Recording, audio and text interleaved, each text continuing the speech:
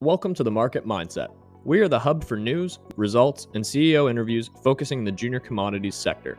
We provide market analysis and perspective that will help position you for solid returns. If that sounds like something you're interested in, you can help support us by liking this video, subscribing to our channel, and clicking the notification bell. For more info, you can visit our website. All links are in the description below. Now let's get into today's video.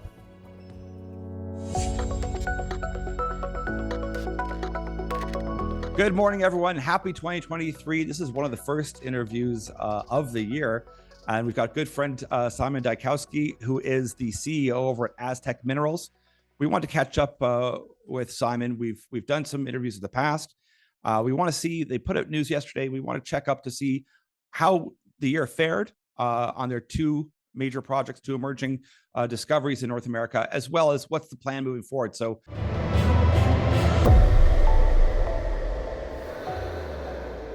hello, Simon. Welcome to the show. It's glad to see you here. Hey, Andrew, Happy New Year. Thanks a lot for having me on. Great to chat with you again on your show here. And thanks for the kind introduction. And yeah, it's been a super busy 2022, and we were ramping right into 2023. We had a chance to work on both of our projects last year. That's the emerging discovery in the Tombstone Silver District, and then probably more busy last year was the emerging gold discovery in Eastern Sonora at our Cervantes project. Yes. So maybe I can start with that. Yeah, let's start with that one, the Cervantes project, because it does, there's some encouraging results coming out of that for sure. Yeah, so we put out a bit of a summary a few days ago just to kind of recap the success that we had over 2022.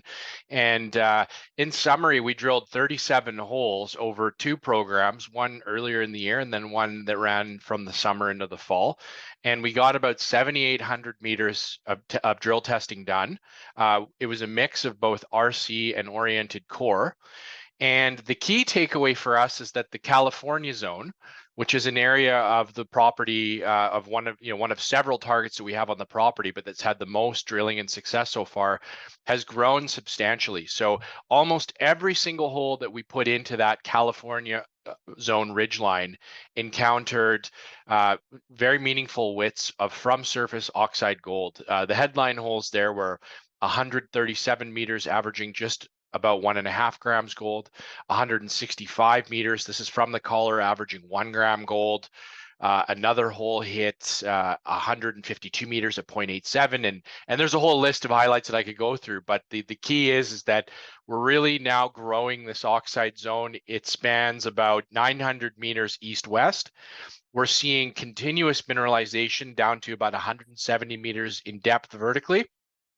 And possibly the most interesting takeaway from the drilling is that we have a target about 500 meters north of California called California Norte that we put two holes into. Both of those came back mineralized, and the mapping and sampling in that northern part of California, of the valley, indicate that those zones could be converging. So, if that happens to converge in further drill testing, we're going to have 730 meters of width north-south. So it's getting to be a very large area here.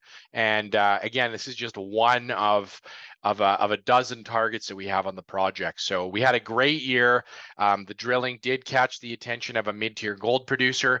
Alamos Gold came in, and they put about $3 million into the treasury and bought 10% of our shares. That's great. That's big news. Maybe walk me through, because not all grades are the same, not all projects are the same, and we deal with a lot of generalist investors and new people. Maybe walk us through why a near surface with the grades you're getting is very different than, say, way up in the mountains of northern BC getting 4 grams a ton. Because someone might go, wait a second, you're not even getting 4 grams a ton. How could this be good? So maybe just kind of take a step back to reintroduce to some people why this is meaningful for economics at your project. So the type of deposit that we're targeting and hoping to prove out at Cervantes is known as heap leach amenable oxide gold. And for the generalist investor, what this means is that these mines, depending on how the mineralization is situated in relation to the surface, can be very low CapEx in order to put into production. So what you save in CapEx you can then make up in lower grade. And so typically you'll see in the southwestern US and in northwestern Mexico, an average grade of anywhere from 0.4 to 0.6 grams gold. But so long as it's amenable to heap leaching and it's near surface, so you don't have to incur a huge amount of cost in accessing the ore, so in digging the pit, you have the potential to have an economic project and a profitable mine. And just to step back a little bit, heap leaching is a process where you leach with cyanide on a pad on the surface. You're not building an expensive, $100+ million mill or $500+ million mill. And these operations, they all have unique characteristics. And I should reiterate that we're still in early stages of exploration. We've had a very good start. We haven't studied any of these concepts yet economically, but everything so far is looking like it is amenable to this process. And in our region of Mexico, and for that matter, in the southwestern U.S. in Arizona, where our Tombstone project is, these heap leach gold mines are prolific. And just in the little belt that we're in eastern Sonora, we're surrounded by 5 fairly sizable operations. You have the La India mine, which is operated by Agnico Eagle, and then of course the big one there is called Mulatos, and that's operated by Alamos Gold, who are our strategic investor. And then to the west of us, you have Argonaut Gold's La Colorada mine, and then Osisko is building a mine called San Antonio.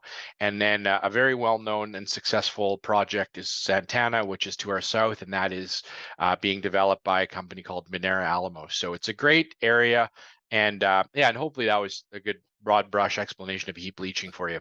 No, that's perfect. And that gives people a broad scope as to like your neighbors, like you're in the right area, the right place for this type of mineralization. Once again, you're still at an exploration stage, but that lends itself to not only a great macro outlook for gold. I think people are feeling pretty bullish on gold. It's had a good run the last couple months.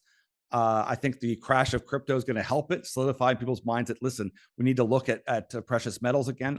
So that's hopefully should fare well for the year ahead as well with the program moving forward. Maybe you could touch base as to, with that, hopeful light being shown on gold, what's the program just for Sonora moving forward for 2023? So we haven't officially announced our program in Sonora yet, but I did mention in our update letter that we are planning a program, a surface exploration program to run from basically February through to March. Now, the reason we're doing that is because we're in the Sonoran Desert, but the area that we're in after the rainy season, which is in the fall, gets very lush and green, and it's not perfectly amenable to surface exploration when it's overgrown with vegetation. But January, February, March are the driest parts of the year, and the vegetation dies off. So we have an opportunity to go in and sample, so channel sample, which is going every 5 feet or 5 meters and taking a sample along road cuts that we've already put in.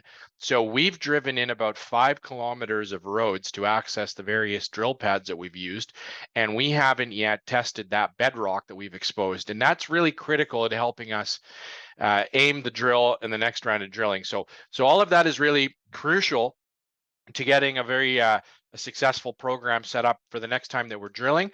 And we're hoping to be drilling again in the second quarter of 2023. We haven't announced the targets or the scope of that program yet, but that's all going to be determined with this upcoming field program that we're undertaking right now. Excellent. So let's just jump into the Tombstone one as well, because I think that was the first video that when we first spoke to you a while back. What's happening there? What's the kind of summary from 2022? Yeah, so we haven't drilled in Tombstone since basically the fall of 21.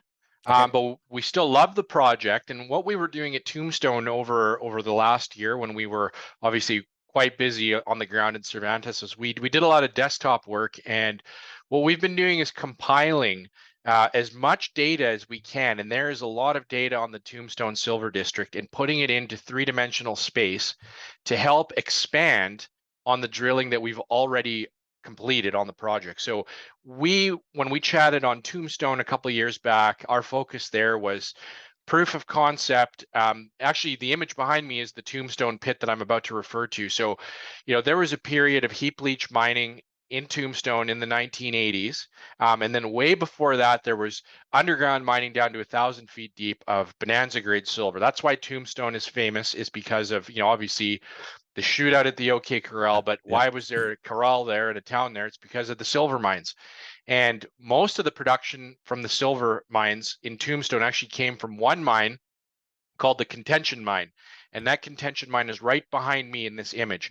So what we're trying to do now is synthesize the information that we did with our shallow program. Again, that was proof of concept to see if there was mineralization remaining below that open pit. That's kind of the low-hanging fruit. And we did prove that. We more than proved that to ourselves. We hit some phenomenal grades there in 2021, wide widths of, much better than that half gram that I'm talking about for the typical heap leach. Our headline hole there, hole 22, was 65.5 meters, averaging 3.4 grams gold equivalent. That's a combination of gold and silver. We also hit in another hole 96 meters of 2.2 grams gold equivalent. And another hole hit, for example, 32 meters of 6.3 grams gold equivalent.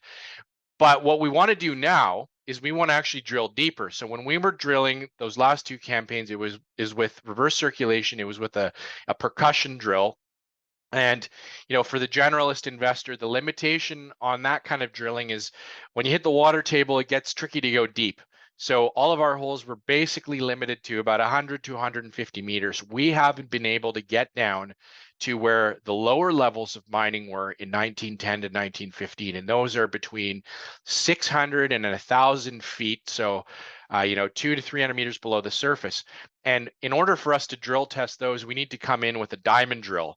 And that's what we're planning to do this year. Again, it's something that we haven't formally announced and we're still in the planning phases of. But the intention is to go in and expand on what we found with the RC drill, expand to the east, to the west, to the south, but most importantly at depth, and start to test where the old timers were mining for their day bonanza grade silver grades and some exceptional gold grades as well. So we're very hopeful that we can meaningfully expand on what we've started at Tombstone this year.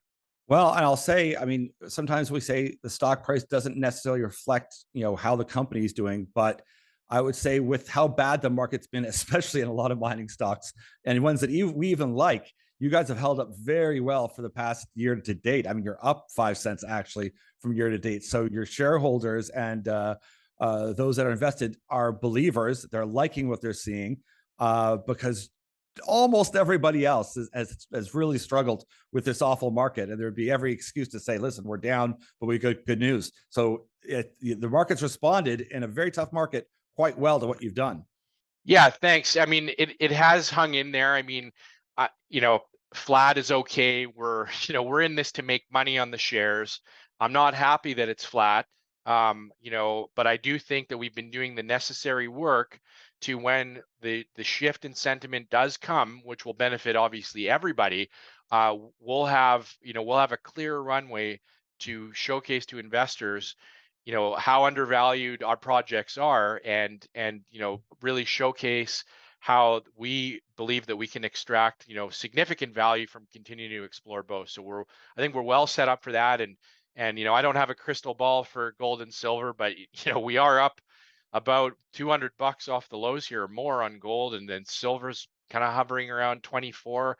And we're probably at the end of this hiking cycle, and with the central banks have hiked so much, they're I'm sure they've broken something that we'll find out about soon. And Yeah. and we do need that catalyst to really get the generalists back into the sector. But I'd say compared to the last, even 6-12 months ago, we're in a much better position to hopefully reap those rewards.